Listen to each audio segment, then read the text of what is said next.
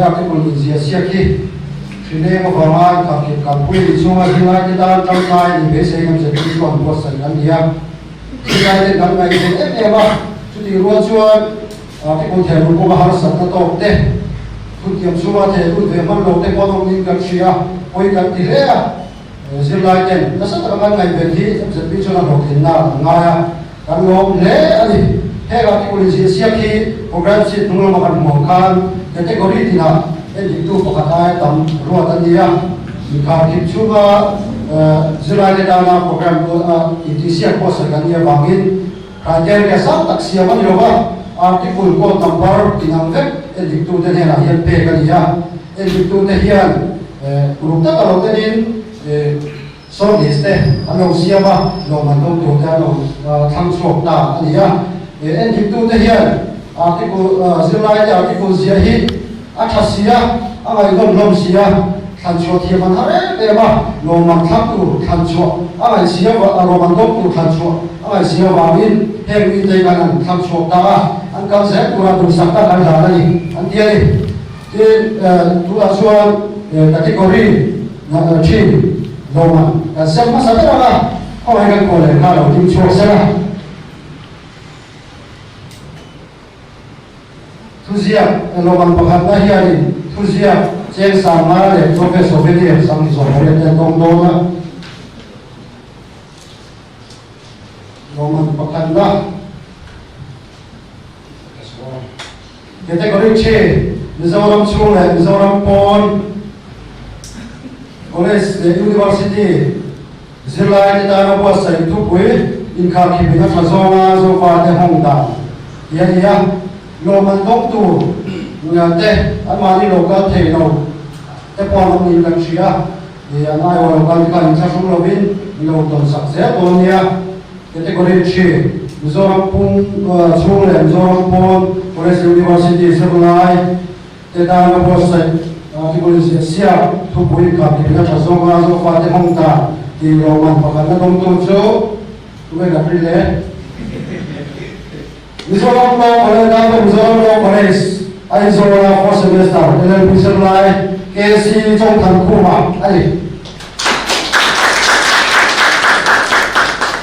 ya yo sang te lo ka le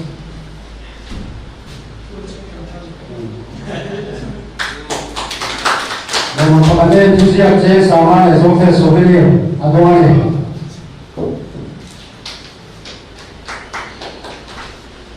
Namun pagkain tu tu ISC Arizona for semester B.Ed July awal 2 adi.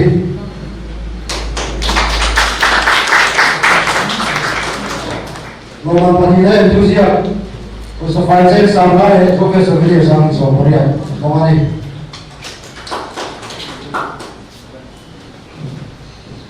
Roman Patungla, category C, Roman Patungla dong tu government se pun college tunggulai, for semester PSLI, ringa moya, alia,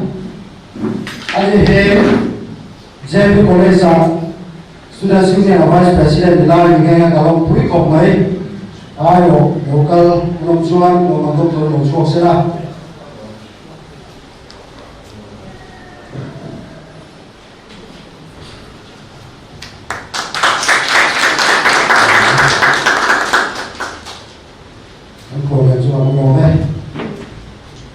Tuan category 2, Aizawl District 2, High School and Higher Secondary School Zilai Dana Bosai, Norman Mr. Sakure, President, and President Pupi Maratana. Iso Pesela.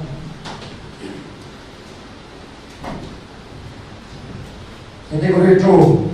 Aizawl District 2, High School and Higher Secondary School, Zilai Dana Bosai, Ambulia Sia, Tupui, Kanang pasal Fazinga kami kerja di Roman. Bahkan dalam tujuh government rural high school apa sosial lain dan info ai.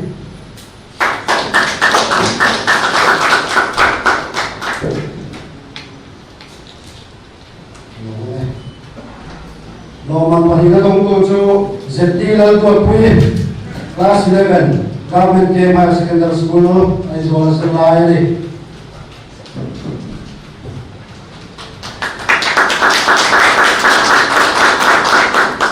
Loman patung na dong to so Nazareth Higher Secondary School Sima Venga Class 9 July dan Unsami adi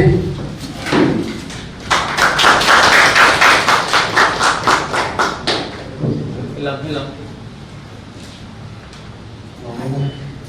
ang president sa Long Tu kasi kategori 1 Loman pakanan ni Sel Sakturit ang kesa ka usok sira pun meron nata kategori 1 Aizol District Chung Primary School le Middle School Article is siap Tukui Baik bola kami gaisa di Loman pakanan dong tu so Presbyterian Middle School re Zirlai Pola Zirlai Lodin Sari Dong Darok Sias Opia Adi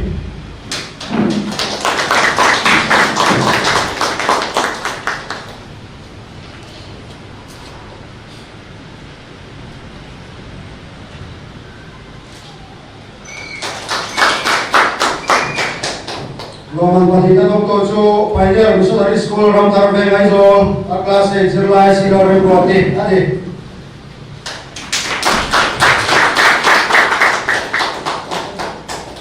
Kaya ako yung mga dua orang nak terlalu. Terus siapa Loman kategori 1 Loman patung na. Yusuf Sakturin Finance Secretary Puji Kamala Komte so bele.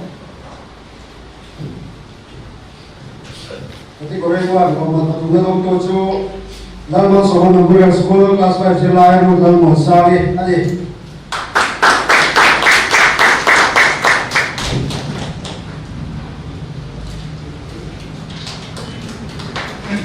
Para itu maksudnya dia kalau deh.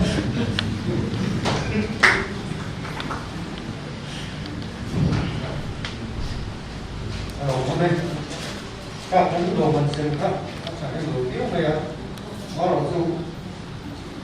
distrik Songkak kan mereka Loman Seng. Dari mana tu saya ni baik. Saya ni memang saya yang kita lakukan.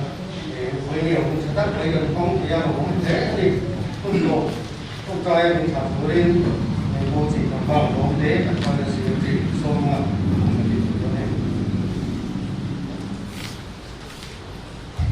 Ang sabay, hiling mo. Yan maapunin itong kaya mo. Kan program ito, abul mitran sa kawa to, kemin kaya suwaya. In apa tanga kan lo ite na kan lo intan tongin, saya kan tiltituri na kan ron lana. Nangin na thawkin na boy na hiyan ang min bok pui wangin kan lo men hen alok tu kan suye lalpa MZP in kan ram hen hamtan le zirlai ta na kan kepe na kong tin re nga nangin min kai suai thina tutiang chuan lalpa nangin min kai suai zel kan do boy na hiyan i he na kan ron pu ani lalpa boy na kan program kan hang zo ta nangin kan kan le se tu ra te min kai suai la boy na lo man kan pek zong song te po hen lo man don te hi an ma ni fu tu le an kepe na ko nga bultan na lo ni ti na turin nangin an fiat na te an riru te an fin na te nangin an talent te puti pun sakla kan ram le hamta nakin ze la po thil tangkai lo ni ti na turin nangin mal so mong che kan program te e ka kan lo han zo tongin kan ho ko nga te nangin luang ta ka e ho thei turin nangin minom puila kan safai ni tlarau thiang rin min chen chilang che chung zong zong chu thole Isu Krista min long to soi chungin kan ron di le